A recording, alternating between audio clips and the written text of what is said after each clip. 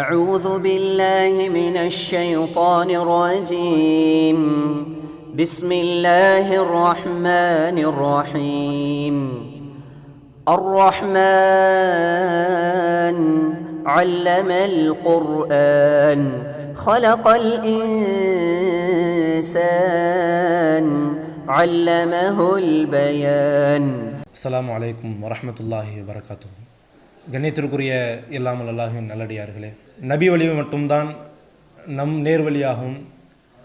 நபிகளாருடைய வழி அல்லாத அனைத்தும் நரகத்திற்கு அழைத்து செல்லக்கூடிய ஒரு வழியாக இருக்கிறது என்பதை மக்களுக்கு தெளிவுபடுத்த வேண்டும் என்பதற்காக மார்க்கத்தின் பெயரால் புதிதாக உருவாக்கப்பட்ட ஒவ்வொன்றும் பிதஅத் என்பதை பறைசாற்றும் விதமாகத்தான் சமூகத்தில் நிகழ்கிற ஒவ்வொரு புதுமையான காரியத்தை விளக்கும் விதமாக தொடர்ச்சியாக பிதஅத்தை பற்றி பேச இருக்கிறோம். அதில் மக்கள் மத்தியிலே பிரபலியமாக பெரும்பான்மையான மக்கள் செய்யக்கூடிய ஒரு பிதஅத்தை இன்றைக்கு நம்ம பார்க்க இருக்கிறோம்.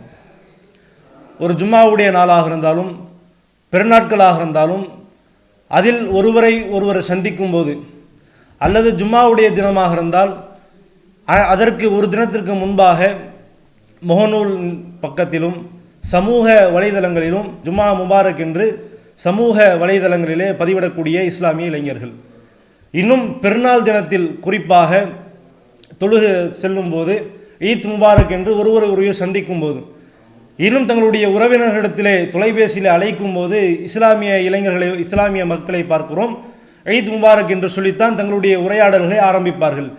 இப்படி சமுதாயத்திற்கு மத்தியில் அது ஒரு ஏதோ நபிகளார் காட்டி தந்தது, நபிகளாருடைய சொல் அல்லது செயல் என்ற பிம்பத்தை ஏற்படுத்தக்கூடியதாக இன்றைக்கு முஸ்லிம்கள் மாற்றிவிட்டார்கள்.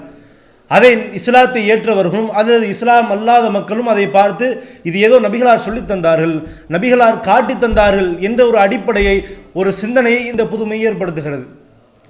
ஆனால் அடிப்படையாக பார்க்கும்போது இதற்கும் இஸ்லாத்திற்கும் எந்த சம்பந்தமும் இல்லை. அல்லாஹ்வுடைய தூதர் அவர்கள் இதை ஒருபோதும் ஆதரிக்கவும் இல்லை, இதற்கு வழிகாட்டவும் இல்லை. அல்லாஹ்வுடைய தூதர் காலத்தில் அல்லாஹ்வுடைய தூதர் அவர்கள் பல்வேறு விதமான பெருநாளை சிந்தித்தார்கள், பல்வேறு விதமான ஜும்மா தினத்தை சிந்தித்தார்கள். இப்படி ஏதோ ஒரு ஜும்மா தினத்திலும் ஏதோ ஒரு பெருநாளிலும் நபிகளார் இப்படி சொன்னதாக ஒரு ஆதாரமும் இல்லை. அப்படி ஆதாரம் இல்லாத ஒன்றை, ஏதோ ஒரு மனிதர் உருவாக்கிய ஒன்றை இன்றைக்கு முஸ்லிம் சமூகம் ஏதேனும் ஒரு நன்மை இருக்கிறது, ஏதேனும் நபிகளார் காட்டி தந்தார்கள் என்ற ஒரு அடிப்படையை வைத்துதான் இன்றைக்கு இஸ்லாமிய சமூகம் செய்கிறது. ஆனால் உண்மை என்ன? நபிகளார் காட்டி தந்த வழிமுறை என்ன? ஒருவர் மற்றவரை சந்திக்கும் போது எப்படி நடந்து கொள்ள வேண்டும் என்பதை அல்லாஹ்வுடைய தூதர் அவர்கள் அழகான முறையில் சொல்லித் தந்தார்கள். சொர்க்கத்திற்கு அழைத்து செல்லக்கூடிய காரியமாகவும் அது இருக்கிறது. இன்னும் நீங்கள் ஈமானை சுவைக்க வேண்டுமா, உங்களுக்கு ஈமான் அதிகமாக தேவைப்படுகிறதா, அதற்கான ஒரு வாய்ப்பையும் அல்லாஹ்வுடைய தூதர் அவர்கள் ஏற்படுத்தி தந்தார்கள். மக்கள் மத்தியிலே பரப்ப வேண்டுமா, அதற்கும் நபிகளார் ஒரு அழகான வழிமுறையை காட்டினார்கள். அஃப்சு சலாம், நீங்கள் சலாத்தை பரப்புங்கள் என்ற ஒரு அழகான முறையை நபிகளார் காட்டி தந்தார்கள். ஒரு முஸ்லீம் மற்றொரு முஸ்லீமுக்கு செய்ய வேண்டிய ஒரு கடமையாக நபிகளார் சொன்னார்கள். நம்ம முஸ்லீமாக இருக்கிறோம்னா மற்ற முஸ்லீமுக்கு செய்ய வேண்டிய ஒரு கடமை. இன்னும் ஒருவர் சந்திக்கும் போது அவனுக்காக பிரார்த்தனை செய்ய வேண்டிய, அவனுக்காக துவா செய்ய வேண்டிய ஒரு அடிப்படையாகும் நபிகளார் அஃப்சு சலாம் என்ற ஒரு வார்த்தை சலாத்தை பரப்ப சொன்னார்கள். இன்னும் சொர்க்கத்திற்கு அழைத்து செல்ல வேண்டிய ஒவ்வொரு முஸ்லீமுக்கும் இலக்காக இருக்கிறது சொர்க்கம்தான். அந்த சொர்க்கத்தையே ஏற்று தரக்கூடிய ஒரு காரியமாக இந்த சலாம் இருக்கிறது, அதையும் நபிகளார் காட்டி தந்தார்கள். இப்படி ஏனைய நன்மைகள் இந்த சலாத்தை பரப்பதன் மூலமாக இருக்கிறது. அப்போ ஒருவரை சந்திக்கும் போது ரமதானாக இருந்தாலும் ஹஜ் பெருநாளாக இருந்தாலும் ஜும்மாவுடைய தினமாக இருந்தாலும் இவர்கள் செய்யக்கூடிய ஈத் முபாரக், ஜும்மா முபாரக், ரமதான் முபாரக் என்று சொல்லக்கூடிய வார்த்தைகள் எல்லாம் நம்முடைய சமூகத்தில் யாரோ ஒருவரினால் புகுத்தப்பட்ட ஒரு பிதஅத்தானே தவிர அல்லாஹ்வுடைய தூதர் அவர்கள் இதற்கு வழி தரவில்லை. அதற்கு மாற்றமாக ஒருவரை சந்திப்பதற்கு இன்னும் மக்கள் மத்தியிலே பேச ஆரம்பிக்கும் போது நபிகளார் காட்டி தந்தது சலாத்தை மட்டும்தான் சொல்லித் தந்தார்கள்.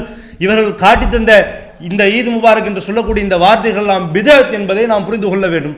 இன்னும் சொல்ல போனால் அல்லாஹ் திருமறை குர்ஆனிலே பேசுகிறான். இஸ்லாத்தினுடைய இலக்கிய நேயத்தை அல்லாஹ் ரப்புல் ஆலமீன் ஒரே ஒரு ஒற்றை வரியின் மூலமாக சொல்லி காட்டுகிறான். ஒமா ஆத்தாக்குமுர் ரசூல் ஃபஹுது, உங்களுடைய தூதர் உங்களுக்கு எதை கொண்டு வந்தாரோ ஃபஹுதுஹு, அதை நீங்கள் எடுத்துக்கொள்ளுங்கள். ஒமா நஹாக்கும் அன்ஹு ஃபன்தஹு, உங்களை எதை விட்டும் இந்த தூதரை விலக்கி விடுகிறாரோ அதை விட்டும் நீங்கள் விலகிக் கொள்ளுங்கள். நபிகளார் சொல்லி தந்தது எது?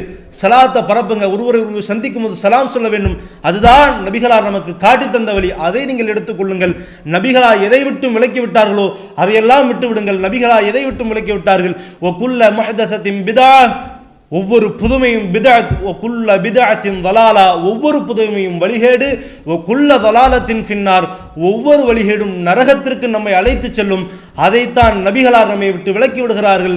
இன்னும் நபிகளார் சொல்லி காட்டுகிறார்கள், மன் அஹதஸ ஃபீ அம்ரினா ஹாதா மா லைஸ ஃபீஹி ஃபஹுவ ரத்துன். நம்முடைய கட்டளை எதிலே இல்லையோ அந்த ஒன்றை யார் புதிதாக உருவாக்குகிறார்களோ அது நிராகரிக்கப்பட வேண்டியது. ஆகையால் நபிகளார் காட்டித்தராத அனைத்தும் வழிகேடாகும், அனைத்தும் பிதஅத்தாகும். அப்படிப்பட்ட பிதஅத்தை தவிர்த்து நபிகளார் நமக்கு காட்டித்தந்த வழியிலான ஸலாத்தை வாழ்த்தாக சொல்லி நம்முடைய வாழ்க்கையை சொர்க்கத்திற்கு அழைத்து செல்லக்கூடிய ஒரு வாழ்க்கையாக மாற்ற வேண்டும் என்று சொல்லி இந்த உரையை முடித்துக் கொள்கிறேன். அஸ்ஸலாமு அலைக்கும் வரஹ்மத்துல்லாஹி வபரகாத்துஹு.